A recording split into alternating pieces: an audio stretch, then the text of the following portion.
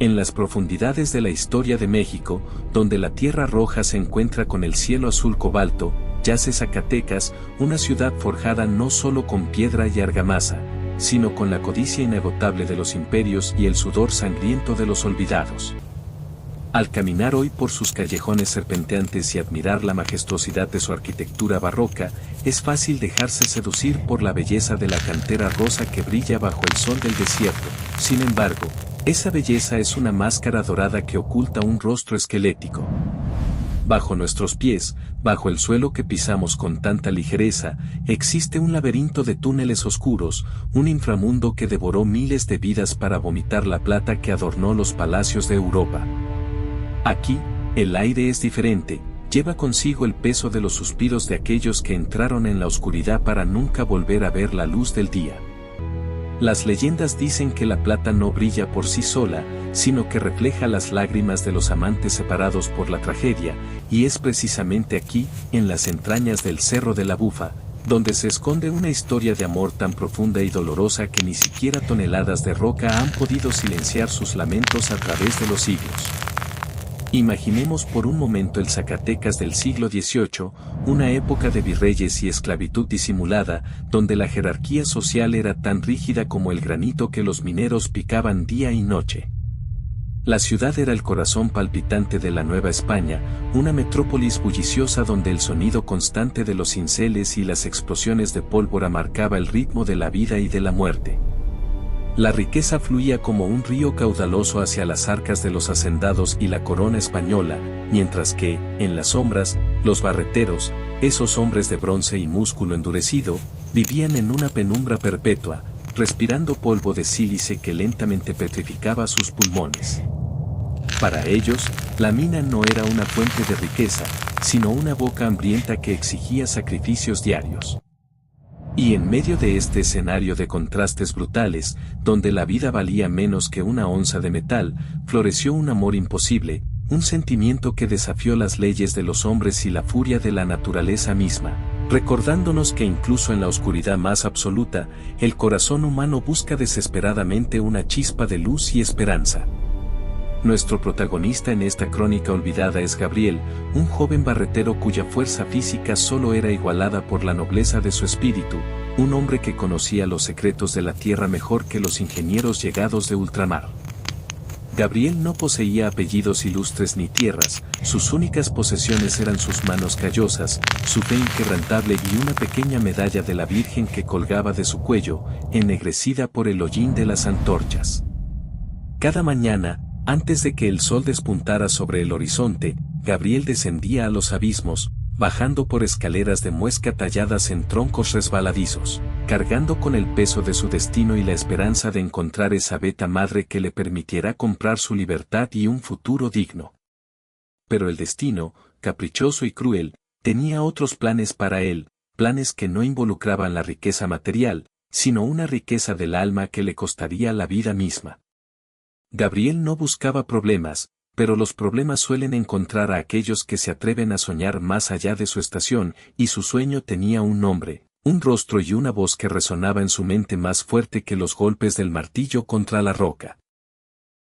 Ella se llamaba Beatriz, la hija menor del capataz más despiadado de la región, un hombre cuyo corazón era tan duro como el basalto y cuya ambición no conocía límites morales ni éticos. Beatriz vivía en un mundo de seda y porcelana, protegida tras los altos muros de una hacienda que dominaba el paisaje minero, una jaula de oro desde la cual observaba con curiosidad y tristeza el ir y venir de los trabajadores que alimentaban la fortuna de su padre. A diferencia de sus hermanas, que soñaban con bailes y matrimonios arreglados con nobles peninsulares, Beatriz sentía una conexión inexplicable con la tierra y con la gente que la trabajaba. Sus ojos, del color de la miel oscura, buscaban respuestas en el horizonte, anhelando una libertad que su género y su clase le negaban rotundamente. Fue en una de esas escapadas furtivas a los límites de la propiedad, cerca de la Bocamina, donde sus miradas se cruzaron por primera vez, un encuentro fortuito dictado por el azar que encendió una llama capaz de consumir todo lo que conocían y de desafiar el orden establecido de su universo colonial. El primer encuentro fue breve, apenas un instante suspendido en el tiempo, pero suficiente para que ambos comprendieran que sus almas estaban entrelazadas por un hilo invisible e indestructible. Gabriel había salido a la superficie para tomar un respiro de aire fresco, con el rostro cubierto de polvo y sudor, cuando vio a Beatriz intentando liberar a un pájaro atrapado en un arbusto espinoso. Sin mediar palabra, con una delicadeza que contrastaba con su apariencia ruda, él se acercó y ayudó a liberar al animal, y al hacerlo, sus manos se rozaron, provocando una descarga eléctrica que sacudió los cimientos de sus mundos dispares. No hubo declaraciones grandilocuentes ni promesas eternas en ese momento, solo un silencio cargado de significado y una mirada compartida que decía más que 1000 libros de poesía. A partir de ese día, la Bocamina se convirtió en su santuario secreto, el único lugar donde las diferencias sociales se desvanecían y donde solo existían un hombre y una mujer frente a la inmensidad del universo, ocultos bajo el manto protector de las sombras y la complicidad de la noche zacatecana.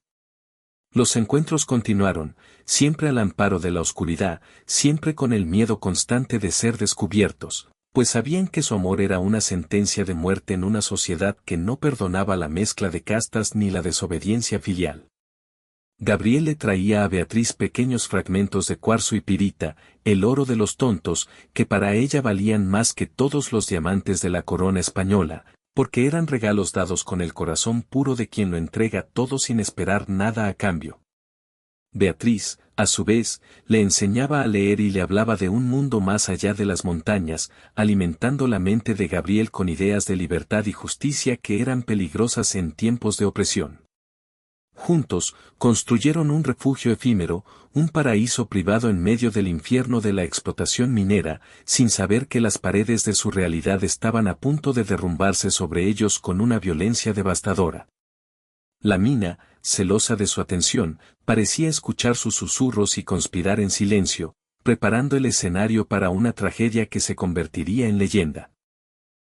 El padre de Beatriz, don Rodrigo, era un hombre que no toleraba la debilidad ni la insubordinación, y sus espías estaban en todas partes, ojos y oídos comprados con monedas de plata que vigilaban cada rincón de la hacienda y la mina. No pasó mucho tiempo antes de que los rumores llegaran a sus oídos, susurros venenosos que hablaban de una joven de buena familia viéndose con un indio sucio cerca de los túneles. La ira de don Rodrigo fue volcánica, no podía permitir que el honor de su apellido fuera manchado por tal aberración, y decidió cortar el problema de raíz, con la frialdad de quien ordena sacrificar a un animal enfermo. No confrontó a su hija inmediatamente, en cambio, urdió un plan macabro, utilizando la propia mina como instrumento de su venganza.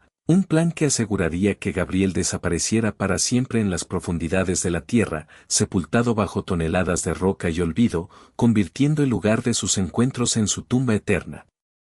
La crueldad humana, a veces, supera con creces la hostilidad de la naturaleza. Era una noche de tormenta, cuando el cielo de Zacatecas se iluminaba con relámpagos que parecían rasgar la tela del universo y el trueno retumbaba como el rugido de un dios iracundo.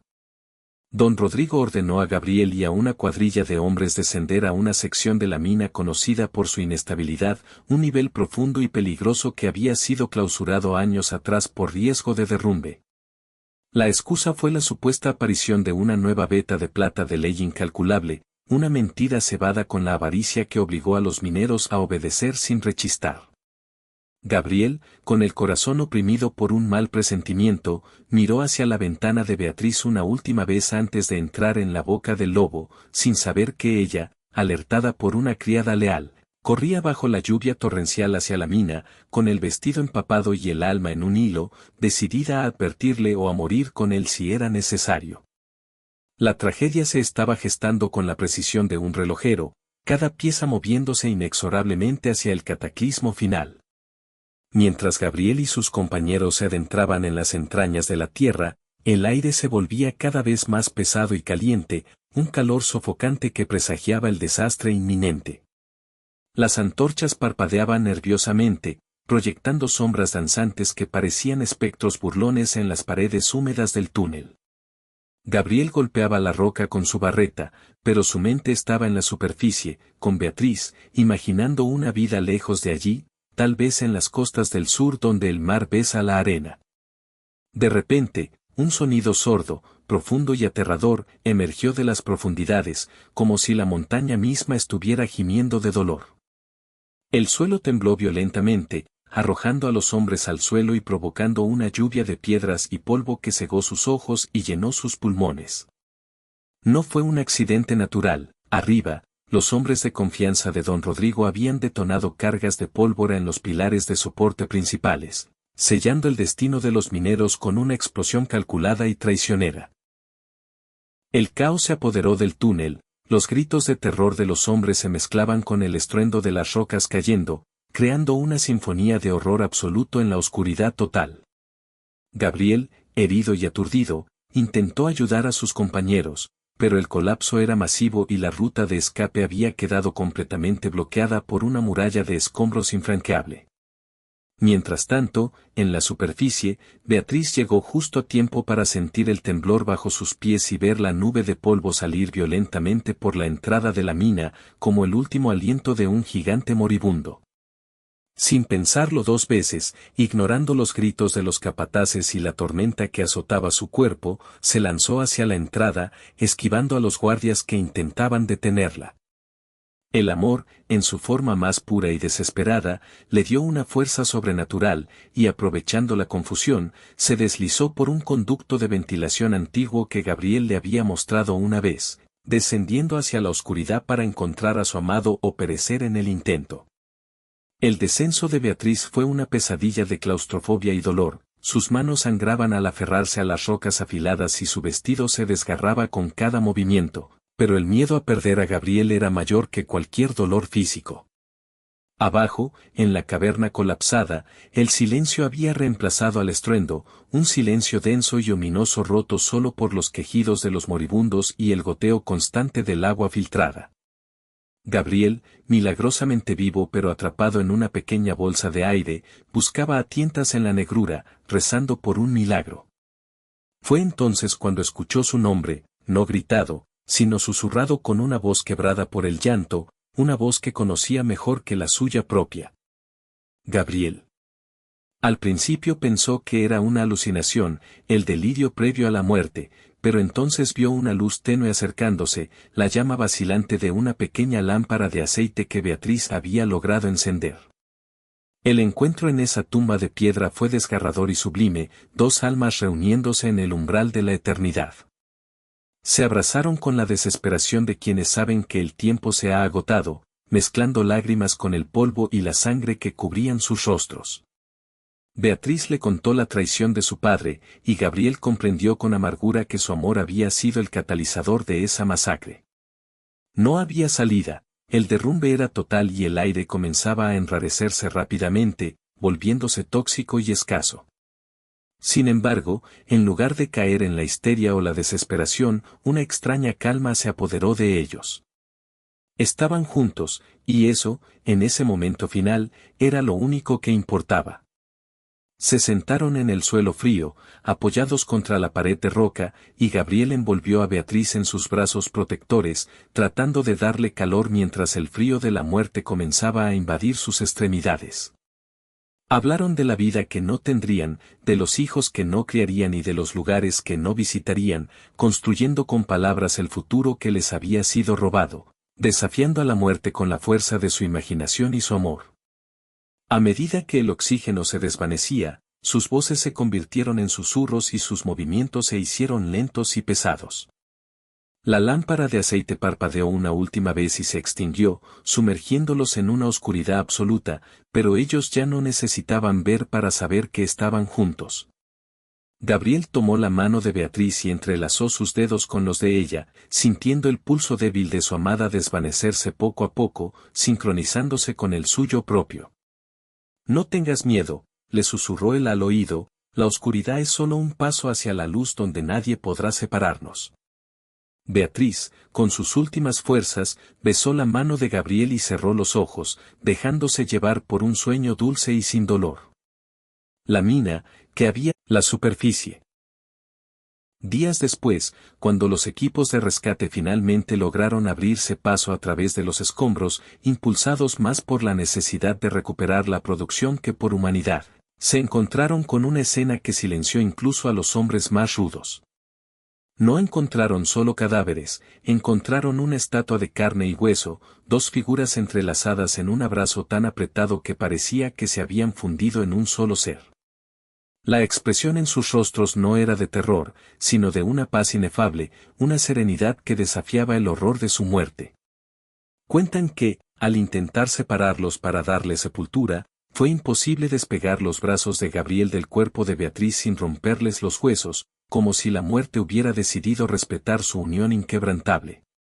Don Rodrigo, al ver el cuerpo sin vida de su hija abrazada al minero que tanto despreciaba, cayó de rodillas, destrozado por la culpa y el horror de su propia creación, un hombre roto que había pagado el precio más alto por su soberbia. La leyenda de los amantes de Zacatecas no terminó con su entierro, de hecho, apenas comenzaba. Los mineros comenzaron a contar historias, susurros que corrían de boca en boca en las cantinas y en los túneles profundos. Decían que en las noches más silenciosas, cuando el viento aullaba entre los cerros, se podían escuchar dos voces entrelazadas emergiendo de las viejas bocaminas, no lamentos de dolor, sino murmullos de cariño y promesas eternas. Algunos juraban haber visto a una pareja caminando de la mano por los senderos abandonados. Hay quienes aseguran que, en el aniversario de la tragedia, la tierra tiembla levemente, no un terremoto destructivo, sino un estremecimiento suave, como el latido de un corazón gigante que despierta de un largo sueño. Los lugareños dicen que es la montaña recordando, llorando por sus hijos perdidos. Otros dicen que si uno entra en la mina con el corazón puro y en silencio absoluto, puede escuchar el sonido de un beso, suave y eterno, resonando en la acústica perfecta de la caverna. Sea realidad o mito, la fuerza de la narrativa es innegable, nos obliga a confrontar la realidad de que bajo la superficie de nuestras ciudades y nuestras vidas modernas, yacen historias de pasión y dolor que forman los cimientos de nuestra existencia. Zacatecas no es solo una ciudad de plata, es una ciudad de almas, un relicario gigante que guarda las cenizas de un pasado ardiente. La figura de Don Rodrigo también pasó a la leyenda, pero como una sombra ominosa, un espectro de culpa que vaga eternamente buscando el perdón que nunca obtuvo en vida. Se dice que murió en la locura, gritando el nombre de su hija y pidiendo clemencia a un Dios que parecía haberle dado la espalda. Su hacienda cayó en ruinas, devorada por el tiempo y la vegetación, un monumento a la futilidad de la avaricia y el orgullo. Nadie se atreve a acercarse a esas ruinas de noche, pues aseguran que se escuchan los pasos pesados de un hombre arrastrando cadenas, condenado a revivir su error por toda la eternidad. Es el contrapunto oscuro a la luz de los amantes, el recordatorio de que cada acción tiene una consecuencia y que el mal que hacemos nos persigue más allá de la tumba. La justicia poética, aunque tardía, siempre llega de alguna forma. En la cultura minera, las supersticiones son leyes no escritas, y la historia de los amantes prohibidos reforzó muchas de ellas. Se cree que bajar a la mina con pensamientos de odio o avaricia excesiva atrae la mala suerte, despertando la ira de los espíritus que habitan la roca. Por el contrario, aquellos que bajan con respeto y humildad, como Gabriel, suelen encontrar las vetas más ricas y salir ilesos de los peligros subterráneos. Esta ética. La historia de Zacatecas es un tapiz tejido con hilos de plata y sangre, y esta leyenda es uno de sus patrones más intrincados.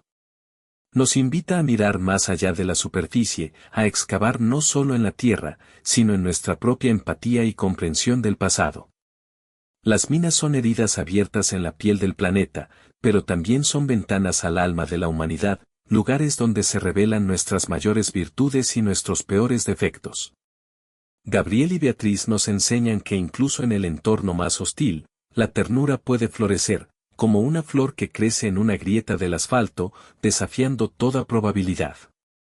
Su legado no es de tristeza, sino de triunfo, el triunfo del espíritu humano sobre la adversidad aplastante. Imaginemos el momento exacto en que la luz de su lámpara se apagó. En ese instante de oscuridad total, el miedo debió ser paralizante, pero la presencia del otro transformó ese miedo en aceptación. Es un testimonio de la capacidad humana para encontrar consuelo en la conexión, para hacer frente a lo inevitable con dignidad siempre y cuando no estemos solos. Esa imagen, la de los dos amantes en la oscuridad, es poderosa y universal, resuena con cualquiera que haya amado y temido perder a su ser amado. Es una imagen que trasciende el tiempo y la cultura, convirtiendo una leyenda local en un arquetipo universal del amor trágico. Romeo y Julieta tuvieron su cripta en Verona, Gabriel y Beatriz tuvieron su mina en Zacatecas. Hoy en día, cuando los turistas descienden en el teleférico o recorren la mina del Edén, a menudo lo hacen buscando diversión o conocimiento histórico, pero pocos se detienen a sentir la energía del lugar. Si prestas atención, más allá de la voz del guía y del flash de las cámaras, puedes sentir una vibración sutil, un eco de aquel pasado tumultuoso.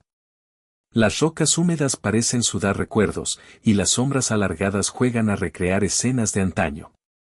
Es un lugar donde el pasado no está muerto, ni siquiera es pasado.